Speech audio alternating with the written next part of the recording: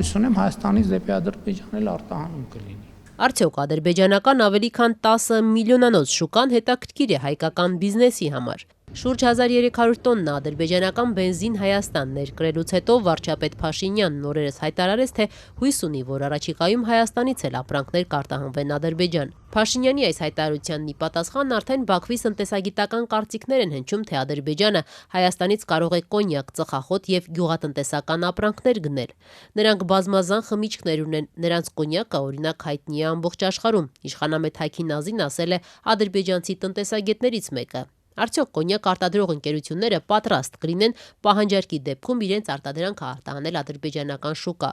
ՄԱՊ գինու կոնյակի գործարանի գլխավոր տնօրեն Մակար Պետրոսյանն Ազատության հետ զրույցում կարծիք հայտնեց, որ ադրբեջանական շուկան դժվար թե արտադրանքի արտահանման մեծ ծավալներ կարողանա ապահովել։ Եթե զուտ բիզնեսի տեսակետից չեմ գտնում, որ այդ շուկան դիվերսիֆիկացիա կապահովի հայկական կոնյակ արտադրողներին, ամենամեծ շուկան դա շարունակում է մնալ Ռուսաստանը, հետո Բելարուսը հայկական կոնյակի հետ կապված։ Գործարարը նշում է, որ անգամ Ղազախստանում հայկական կոնյակ արտադրողները չեն կարողանում այնպիսի ծավալներ իրացնել, որը ռուսական շուկայի համեմատ կարողանա դիվերսիֆիկացիա ապահովել։ Ղազախական շուկան գրեթե 2 անգամ մեծ է ադրբեջանական շուկայից, բնակչությունն այստեղ տարբեր տվյալներով մոտ 18-ից 19 միլիոն է։ Հետևաբար կոնյակի արտահանման առյուծի բաժինը շարունակում է մնալ Ռուսաստանը։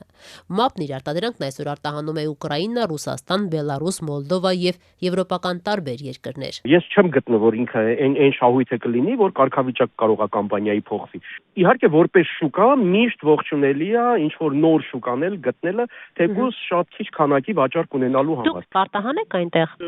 Գիտեք, նման ես առաջարկ ու խոսակցություն երբեք չի եղել։ Ես գտնում եմ, որ նման առաջարկ լինելու դեպքում պետքա եւ դնես քննարկես։ Ոտքի վրա անհնար է։ Ոչ մի բիզնես, ոչ մի գործարար արտադրող չի կարող ձեզ պատասխանել։ Բացի այն, որ չոր բիզնեսի տեսանկյունից ադրբեջանական շուկան մեծ ծավալներ ապահովելու հնարավորություն չունի, գործարարի համար նաև անկանխատեսելի է ադրբեջանցի գնորդի վարքագիծը։ Ինչպես իրեն կդրսևորի այդ երկրի քաղաքացին, երբ խանութներում դարակաշարերի վրա տեսնի հայկական արտադրության ապրանքը։ Ընկալումը ո՞նց կլինի։ Միանշանակ չի ընկալումը, չէ՞։ Դե մենք ինքներս մենք մեզ ոչ ենք խափի։ Ես չեմ գտնում, որ միանշանակ է ընկալումը, որ ծափահարություններով կընդունեն։ Ոչ, ես այդ կարծիքին չեմ։ Ամեն դեպքում ՄԱՊ կոնյակի գործարանի տնօրենը կարծում է, որ առհասարակ որքան շատ Հայաստանն ու Ադրբեջանը միմյանց ապրանք վաճառեն, այնքան ավելի լավ երկու երկրների ժողովուրդների հարաբերությունների կարգավորման տեսանկյունից։ Գործարարի համոզմամբ ցանկացած հարաբերություն սկսում է ամենափոքր քայլերից, իսկ շուկաներ մտնելը հենց այդ քայլերից մեկն է։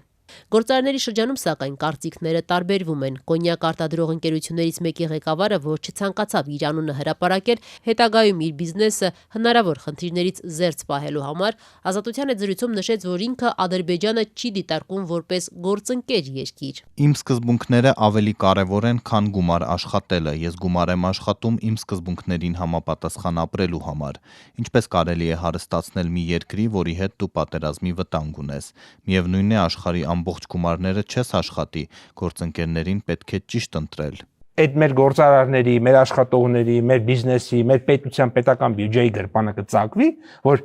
այդ դոլարները գան մտնեն։ Այն, որ Հայաստանն ու Ադրբեջանը շարունակում են քննարկումները փոխադարձ առայթուր իրականացնելու հարցի շուրջ, օրերս հանրայինի հետ զրույցում վերահաստատեց նաև էկոնոմիկայի նախարար Գևորգ Պապոյանը, ընդգծելով, որ ստրատեգիական պլաններ ունեն ներմուծման եւ արտահանման ուղղությամբ։ Ավելի վաղ Ազատության հետ զրույցում նախարարը թվարկել էր այն ապրանքների ցանկը, որոնք Հայաստանից կարող են արտահանվել Ադրբեջան՝ ալյումինի փայլաթիթեղ, ոսկյազարդեր, գյուղատնտեսական ապրանքներ, ձկնամթերք, ֆերոմոլիբդեն եւ այլն։ Հայաստանը ուժեղ կլինի այդ դեպքում, երբ որ ֆերոմոլիբդեն օրինակ վաճառենք Ադրբեջանին, թե Ադրբեջանին ֆերոմոլիբդեն չվաճառենք։ Ես կարծում եմ, որ Հայաստանը ուժեղ կլինի առաջին դեպքում, երբ որ վաճառենք, դրա փոխարեն դոլար գա։ Bizim də məlumatlı olduğumuz Ermənistan tərəfinin mövqeyini Նախորդին նաև Ադրբեջանի արտգործնախարարներ կարծիք հայտնել, որ Հայաստանն ու Ադրբեջանը կարող են զարգացնել առևտուրը տարբեր ոլորտներում։ Երկու երկրների միջև ռազմական ապրանքների առևտուրը բացառված է, բայց այլ ոլորտներում առևտուրը հնարավոր է։ Մենք ակնկալում ենք, որ այս գործընթացը տեղի կունենա։ Ընդգծել էր Ջեյհուն Բայրամովը, տեղեկացնելով, որ վրացական կողմը Ադրբեջանից ապրանքների տարանցման համար սահմանած բարձր սակագինը վերանայել է եւ այն արդեն համապատասխանում է շուկայական պայմաններին։ Սահմանները սովորաբար անցնում են երկու պրոդուկտ։ Կամ ապրանքներ, կամ զինվորներ։ Զենք ու զրահ։ Մեր սահմանները պետքա անցնեն այլևս միայն ապրանքներ։